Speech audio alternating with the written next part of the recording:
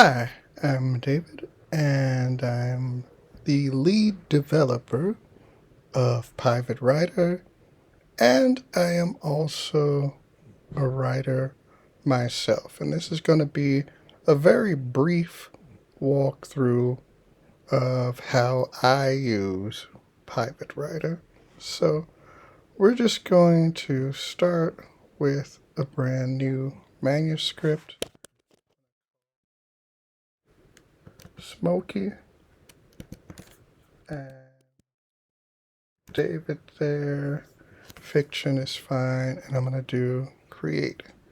And here we have some more options that I'm probably not going to think too much about and just start working. Now, what I like to do first is set up my structure. So we go right here to structure. Pievid Writer is composed of parts, chapters, and files. You're given part 1 by default. That's probably all that most people are ever going to use. Every part has a chapter, so we'll go ahead and make that now.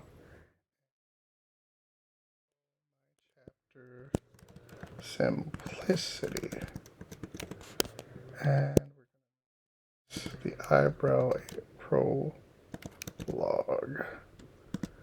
there. And we're just going to take the default file and drag it into that chapter. And as far as the name goes, we can call it coffee shops, just so that I know what it is. And here we go back to the right tab, and there you see simplicity, the coffee shops. Now right away, the first thing that I like to do is insert the chapter title. And there you go, you have prologue, simplicity, and the decoration there. And since I've already started typing and I already know what I was going to write, I'm just going to go ahead and paste that in here now. And what I like most about Pievid Writer is that it already looks like a book. One of the things that I also like to do that makes it look even more like a book is adding drop cap, and voila. As you can see, we're already off to the races now. Let's see here. You don't need drop cap in every sentence, of course.